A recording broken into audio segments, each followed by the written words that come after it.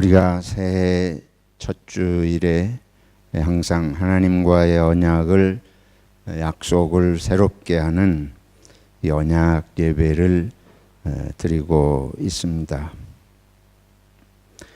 기독교는 하나님의 약속을 믿는 종교입니다.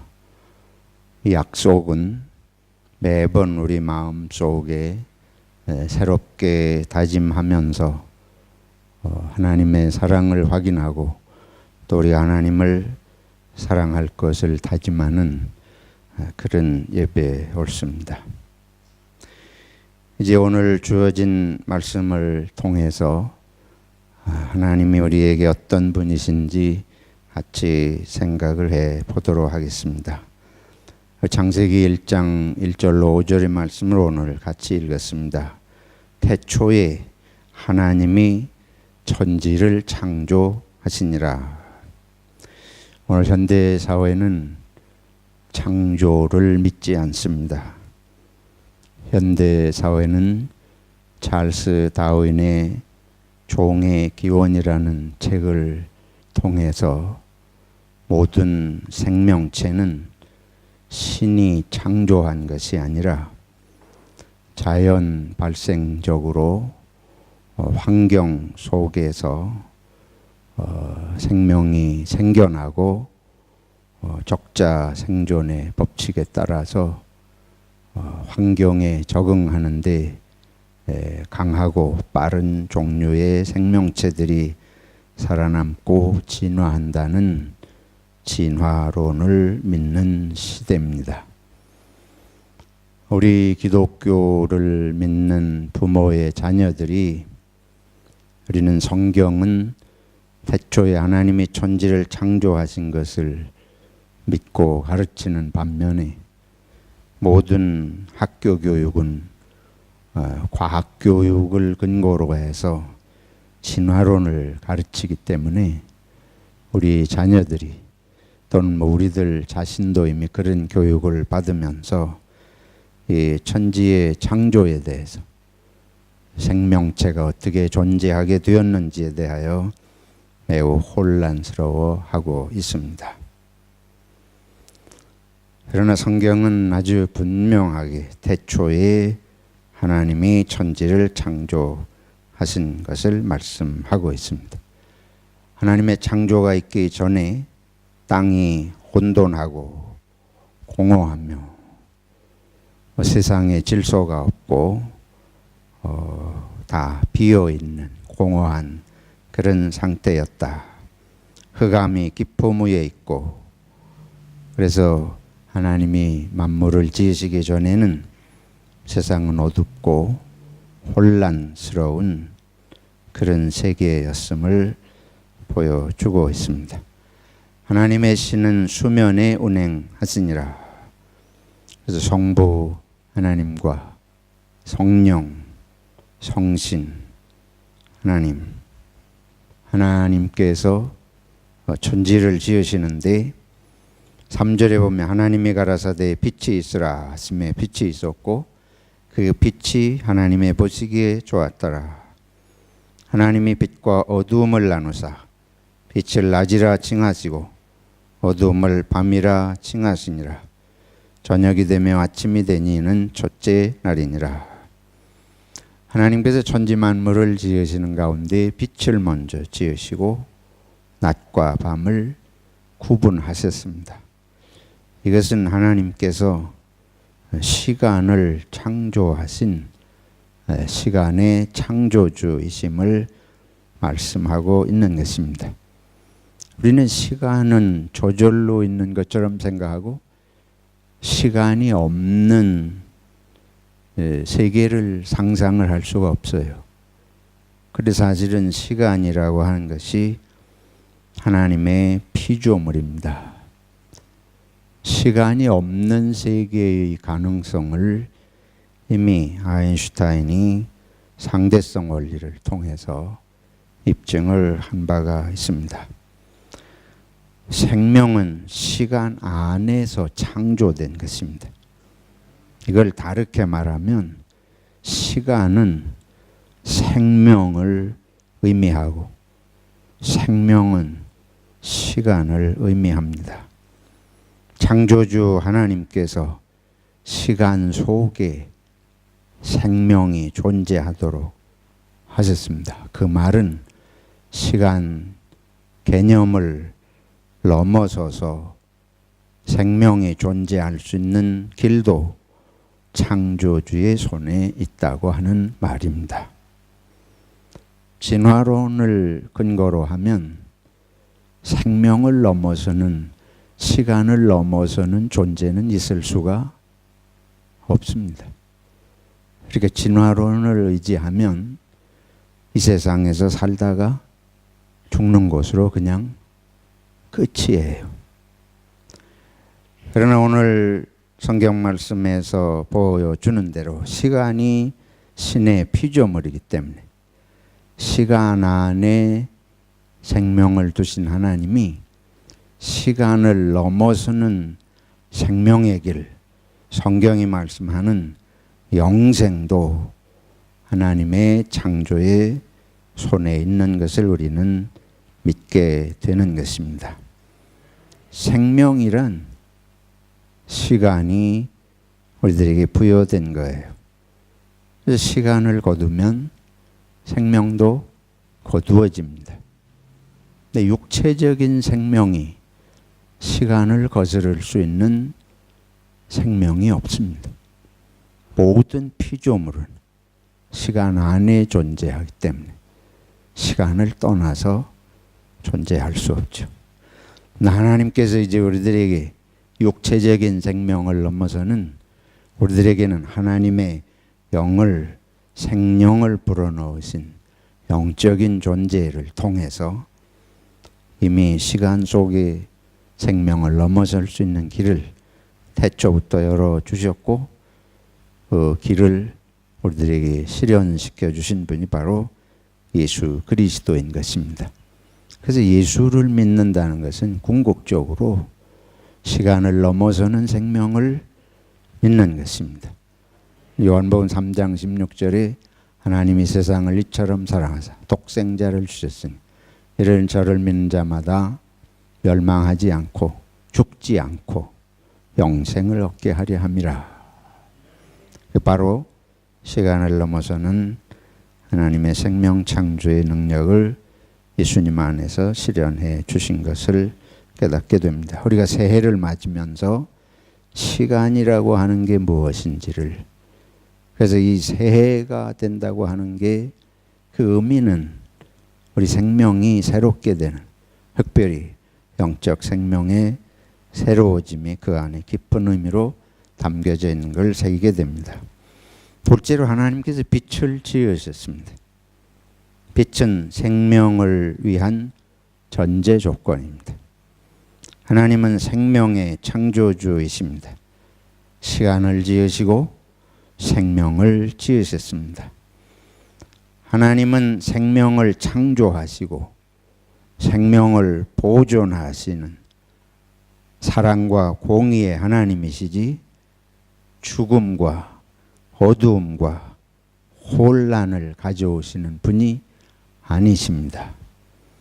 빛이라고 하는 건 사물의 질서를 분명히 하고 그리고 밤과 낮을 이렇게 구분하셨다고 하는 걸 통해서 하나님이 생명에 가장 적합한 조건들을 만들어 주셨다. 이거는 이 기독교 신관, 성경의 이런 신관이 무엇을 의미하는지를 한국의 전통적인 고대 신관하고 비교하면 금방 이해될 수 있어요. 우리 한국의 전통적으로 믿는 그런 신관은 생명보다는 죽음의 신관입니다.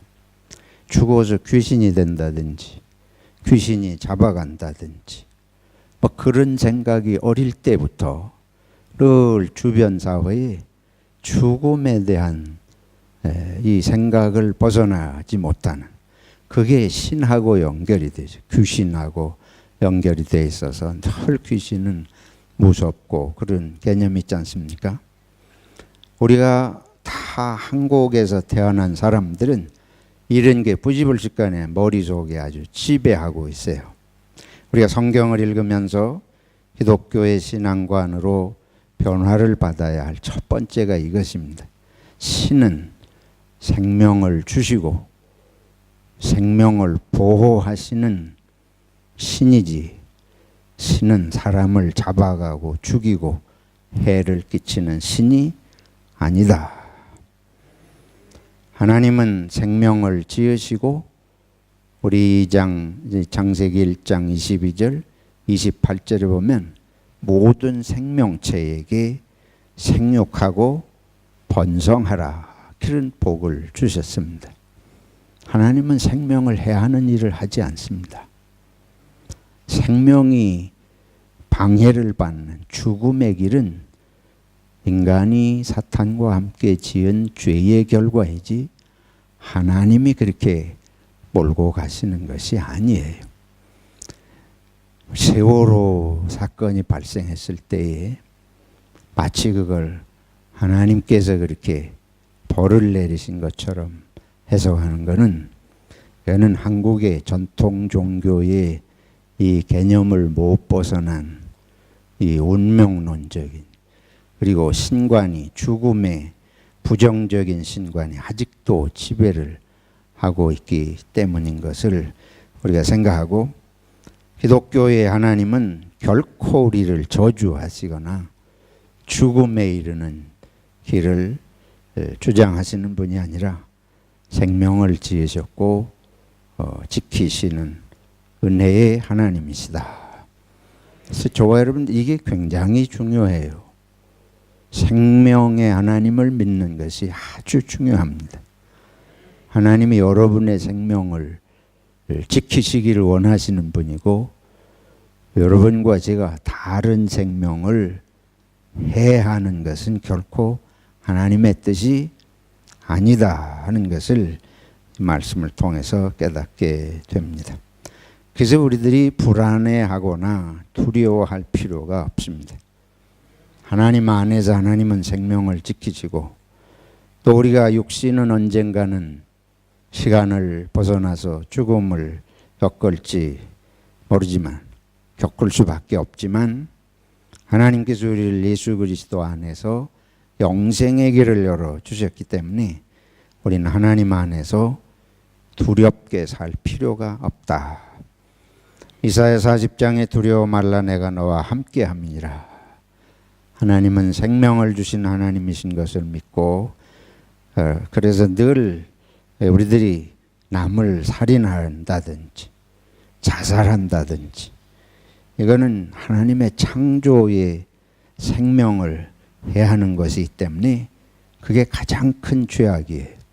사람의 생명과 관련돼서 생명을 방해하는 일보다 더 큰 죄는 세상에 없습니다. 생명을 생명되게 생명을 살리는 보다 더 선한 일은 없습니다. 그래서 우리들이 항상 복음을 전하는 것도 그 까닭입니다. 육신의 생명을 위해서 굶주린 자를 먹이고 주위에 떠는 자를 입히고 이게 단순한 선행이 아니라 생명을 생명되게 하는 것이 가장 하나님께서 귀하게 여기시는 길이고 육신의 생명뿐 아니라 영혼의 생명이 있기 때문에 영혼의 영생의 길을 열어 깨우치는 게 복음을 전하는 길이므로 복음 전도보다 귀한 일이 없는 것입니다. 그건 사람 숫자 늘리는 데 문제가 아니에요. 사람의 생명을 생명되게 하는 일이다. 그래서 우리들이 다시 한번 하나님은 생명을 축복하신 하나님. 그래서 다른 사람들도 육체적인 생명을 잘 되도록 도와주고 또 영적인 생명을 얻도록 말씀을 전해주는 일. 그래서 성경을 읽고 연구하고 실천하면 내 생명이 풍성해집니다. 내 생명이 강해져요. 생명력이 속에서 샘솟습니다. 또 다른 사람에게 영적인 생명력을 주는 길은 하나님의 말씀을 자꾸 듣고 그들의 마음에 그 말씀을 직접적으로나 간접적으로 심어주는 것입니다. 히브리서에 말씀하잖아요.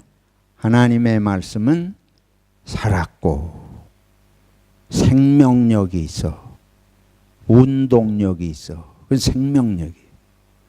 그래서 이 말씀이 우리 속에 들어가면 사람이 사는 것이에요.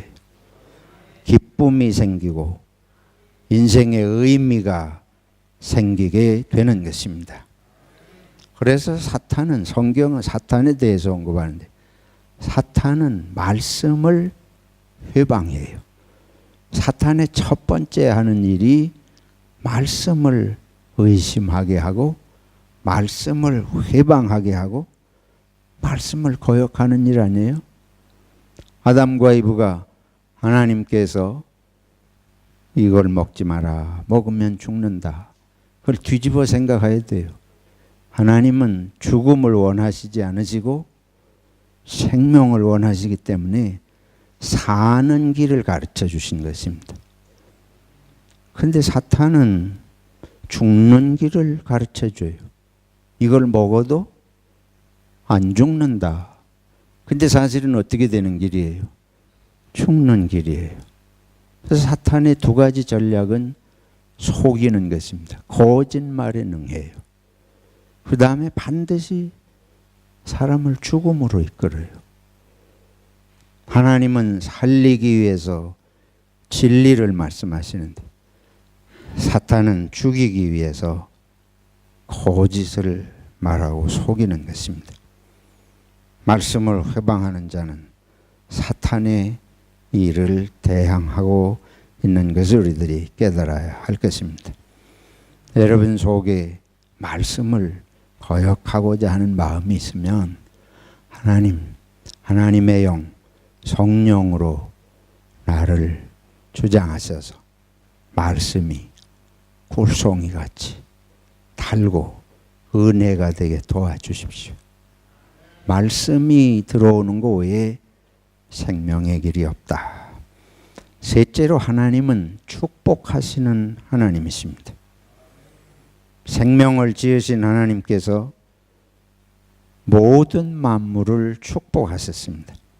하나님이 그들에게 복을 주어 가라사대 생육하고 번성하여 여러 바다물에 충만하라. 새들도 땅에 번성하라.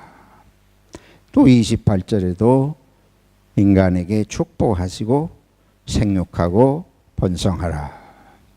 하나님은 축복하시는 하나님이십니다. 한국의 신관은 축복의 신관이 아닙니다. 저주와 화의 신관이에요. 하나님은 생명을, 근데 한국의 전통적인 귀신관은 죽음의 신관. 하나님은 축복을, 생명되게 축복하시는 하나님이신데 한국의 전통적 종교관은 저주와 화의 신관입니다.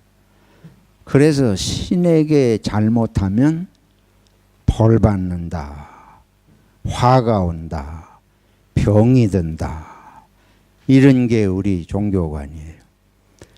그래서 뭘 잘못해서 하나님이 벌을 줘서 병들었다, 이건 기독교 정신이 아닙니다. 그거는 한국의 무속 종교의 영향에 빠져 있는 것이지 성경을 바로 알지 못하기 때문에 그런 것입니다.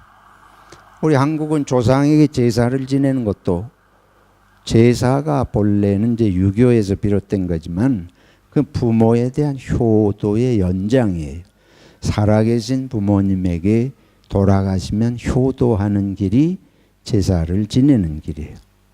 거기에 본래는 제사 지냈다고 신이 뭐 축복하고 저주하는 그런 보상 개념이 본래 유교 개념에 원래는 없습니다.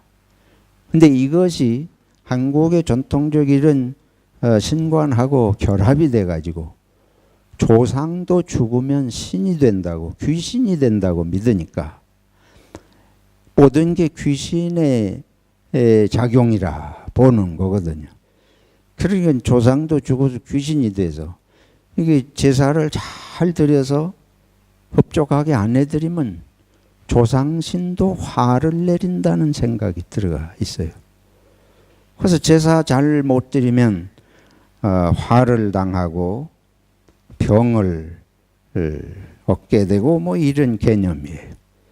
그래서 이 우리 무속 종교를 비롯한 전통적인 모든 종교 개념은 긍정적인 요소는 전혀 없습니다. 신은 전부 죽음이든지 저주든지 화든지 벌을 주는 무서운 그런 개념인데, 성경에 하나님은 모든 생명을 축복하셨다. 이 전통 종교와 기독교의 종교 간의 아주 극명한 차이는 뭐냐면 인간이 신에게 잘해야 된다, 이런 개념이에요. 신의 마음에 들게 해야 된다. 신의 마음에 들게 하지 않으면 당장 벌을 내린다. 여러분도 그런 생각이 강하지 않아요? 이건 기독교 신개념이 아닙니다. 성경이 말하는 하나님은 신이 인간에게 잘해준다. 이게 성경이 말하는 근원적인 하나님 개념입니다.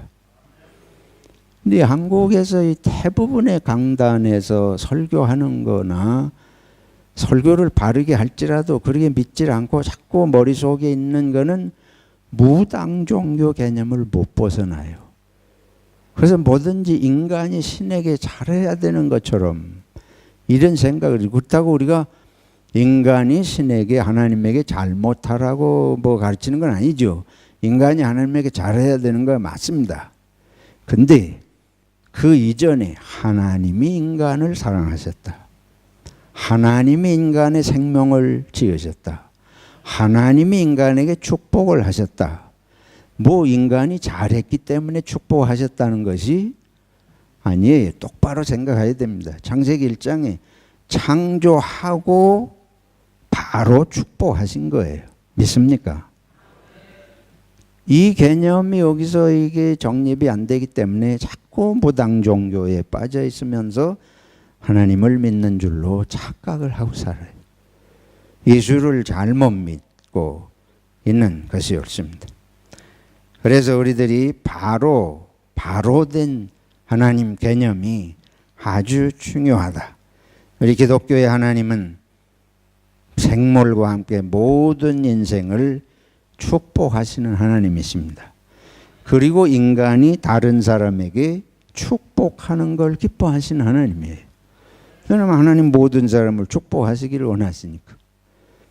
그래서 하나님은 아브라함을 축복하는 자를 하나님이 축복하신다. 로마서에 분명히 핍박하는 자를 위해서도 기도하고 축복하라. 저주하지 말고 뭐하라? 축복하라.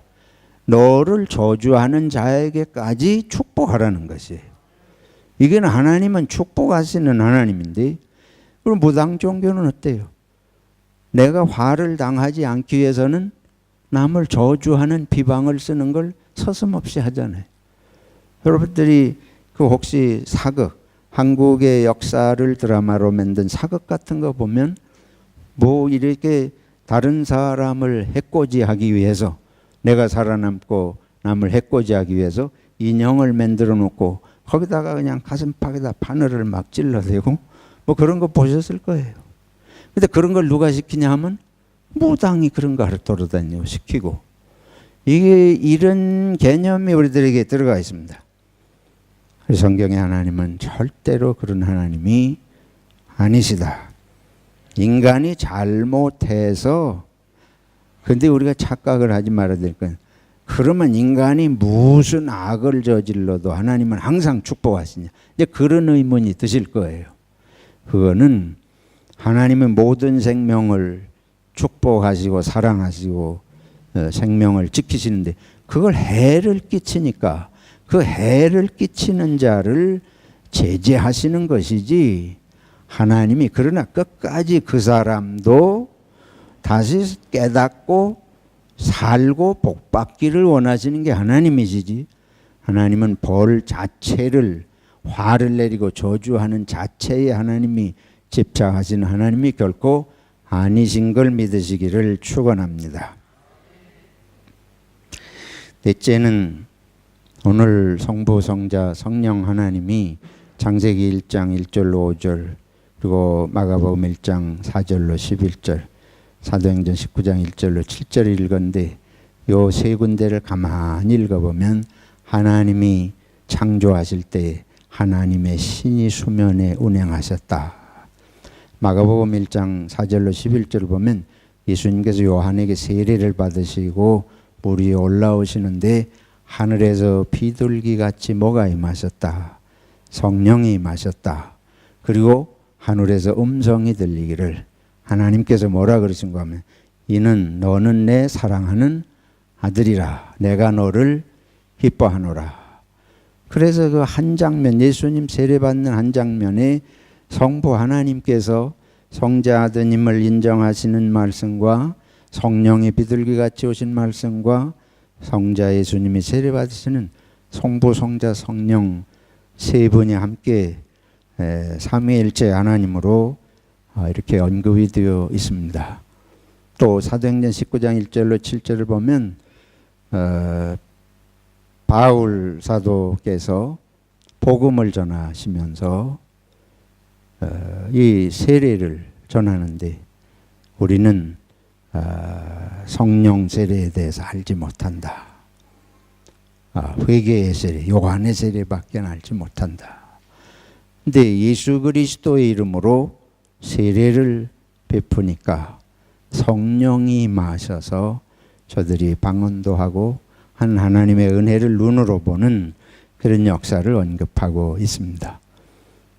그래서 이 세 군데의 성경 말씀이 우리들에게 깨우치시고자 하는 건 뭔가 하면 하나님은 성부, 성자, 성령 항상 삼위일체로 함께 역사하시는 하나님이신 것을 보여주시는 것입니다.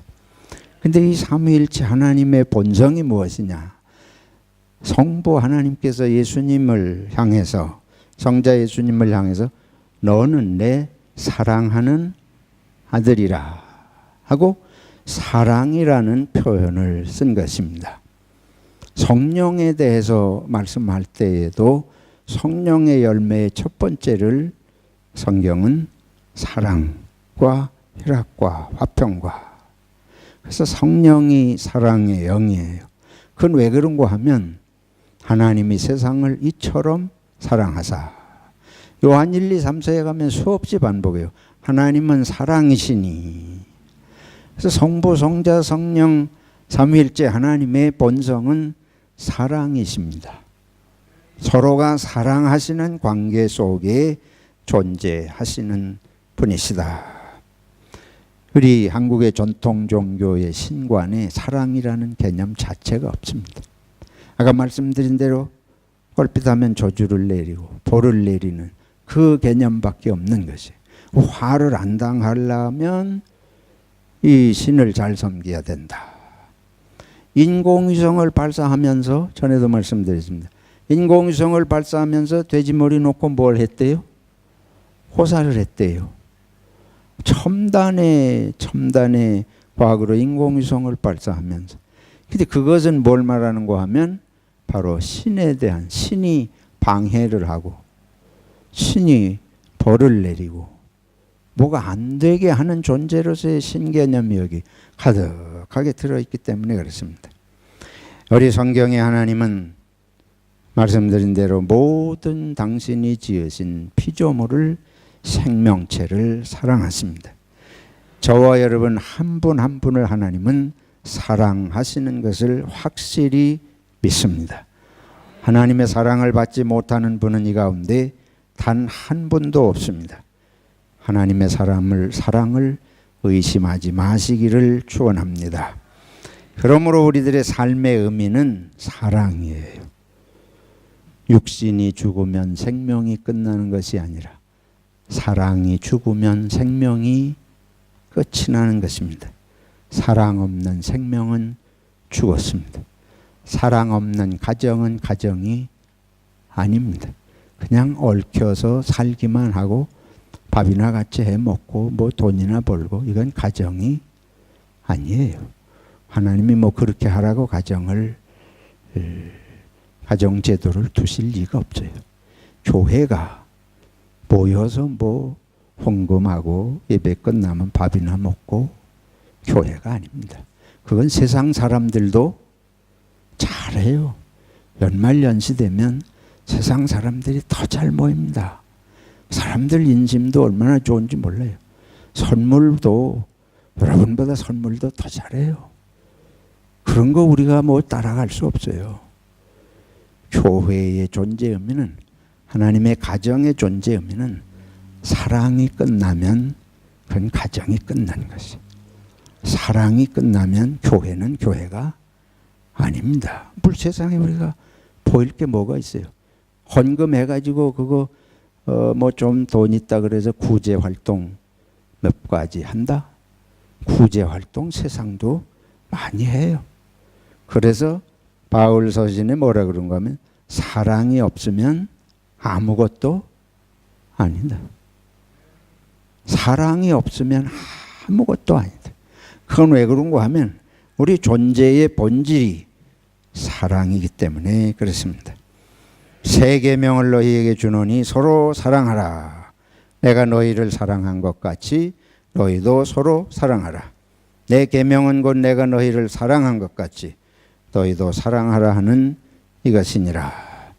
저와 여러분들이 우리 가정과 교회가 회복할 것은 우리가 하나님의 사랑을 받는 존재고 하나님을 사랑하고 이웃을 사랑하는 존재들이라고 하는 것입니다. 마지막으로 성부, 성자, 성령 하나님은 함께 협력하며 사역하십니다. 하나님은 독재자가 아니십니다. 삼위일체 하나님은 창조사역, 구원사역, 인간의 성화사역의 모두를 함께 하십니다. 예수님께서 요한에게 세례를 받으실 때에 하늘로부터 너는 내 사랑하는 아들이라. 그리고 성령이 비둘기같이 임했어요. 성부, 성자, 성령 사랑의 하나님이 함께 사역하시는 것과 또 하나님이 사람이 되어오신 예수님이 인간 요한과 함께 사역하시는 것을 말하는 것이에요. 우리도 서로 협력하며 섬겨야 합니다. 한국교회가 세상에 본을 보일 것은 협력하고 사랑하고 겸손히 섬기는 모습입니다. 저는 우리 한국교회가 이것에 실패했다고 생각을 해요. 왜 그러냐? 뭐 때문에 실패하느냐? 한국은 수직적인 사회예요. 이조 시대에 오랜 세월 동안 남녀 차별, 장유유서 항상 순서가 있어요. 물 한 그릇도 뭐가 있다? 순서가 있다. 군대를 하루만 먼저 가도 뭐 전권을 인격과 생명의 정권을 준 것처럼 자기 부하를 그렇게 다루잖아요. 이게 죽음의 문화예요. 이게 무슨 주어진 권력을 생명되게 하는 문화가 아니고 전부 지배하고 죽이고 부리고 종삼고 이런 문화 아니에요? 교회도 똑같습니다. 목사가 뭐 높은 사람인 줄 착각을 해. 목사가 무슨 뭐 용서하시고 들으세요. 목사는 그냥 목사지. 목사가 여러분보다 나은 건 1%도 없어요. 근데 교회에서 이걸 자꾸 목사, 그 다음엔 누구요? 장로, 그 다음엔 권사, 뭐 이게 죽음의 문화입니다. 이런 세상 문화가 교회를 그대로 지배하기 때문에 목사가 뭐든지 다 일방적으로 다 회의가 어디 있어요? 회의가. 우리 교회 같이 회의 많이 하는 데 없습니다. 한국의 대형 교회가 회의가 어디 있어요? 그냥 교인들은 그냥 쫄래쫄래 갔다만 오면 되는 거지.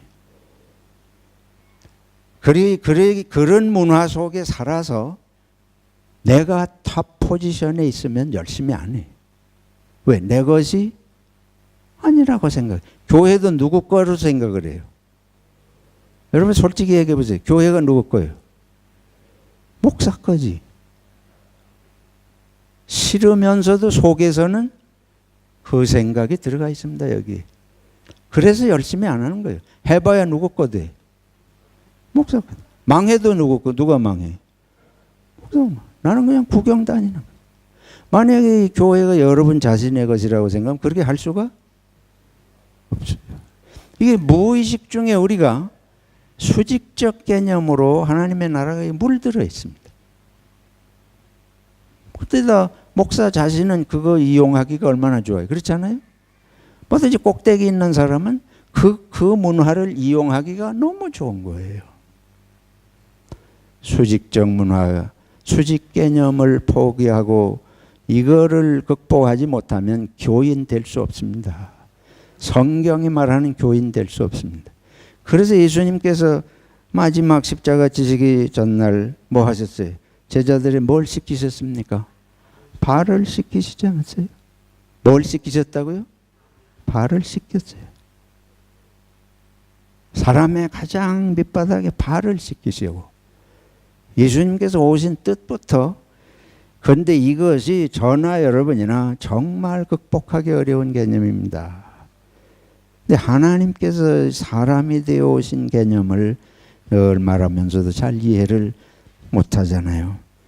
새해에는 가정에서도 교회에서도 지배하는 것이 아니고 무슨 그런 상하 개념으로 복종하려고 그런 생각. 제가 그렇게 보이면 막 와서 좀 저를 혼내주십시오. 부집을 시간 내가 그런 데 빠져들 수가 얼마든지 있습니다. 우리 장로님들도 마찬가지. 내가 자꾸 장로를 예를 들기 때문에 장로님들이 속에 멍이 많이 드셨을 텐데 근데 이게 정말 중요합니다. 예수님께서 생명을 주시고 섬기시지 않았습니까? 혹시나 여러분들이 뭐 그런 개념으로 뭐가 되시기를 원하시면 이거는 기독교인이 되려고 하는 게 아니다. 이건 내가 성경 정신을 품으려고 하는 것이 아니다. 이런 생각을 하면서 성부 성자 성령 하나님은 서로 사랑이시고 섬기시고 또 예수님이 요한에게 세례받으신 기가 막힌 일.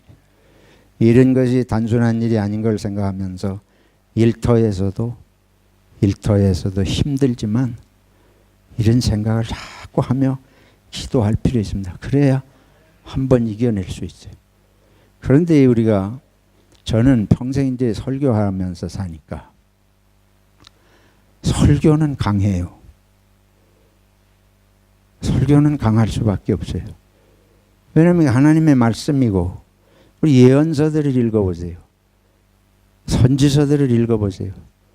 바울서전을 읽어보세요. 얼마나 무섭게 말씀하시는 것 같습니까? 그건 우리를 지배하려고 하는 게 아니고 정말 안타깝게 사랑해서 깨우치시려고 하는 말씀입니다. 근데 성경에 예수님 말씀도 보세요. 예수님이 말씀하시는 거 보아가지고는 예수님이 사랑의 예수님이라고 보기가 어려워요. 내가 거짓말하는지 성경을 똑바로 가서 하루 종일 복음서 앉아서 읽어보세요. 말씀은 우리를 깨우치려고 하는 말씀인데 이걸 자꾸 혼동을 하는 거예요. 그러나 삶이 그런 삶은 아닙니다. 자기 생명을 주신 것이 예수님은. 그래서 다시 한번 우리들이 이러한 오늘 성경을 통해서 이 하나님이 어떠신 분이냐. 제가 일부러 이해하기 쉽게 한국의 종교 개념하고 이 비교를 해서 말씀드렸는데 하나님은 생명을 주시는 하나님. 하나님은 축복을 원하시지 축복하시고 축복을 주신 하나님. 하나님은 사랑하신 하나님. 하나님께서는 서로 섬기도록 우리를 부르신 하나님이신 것을 생각하고 저 여러분들이 금년 한 해 하나님의 영광을 위하여 서로의 유익을 위한 존재가 될 수 있기를 주님의 이름으로 축원합니다.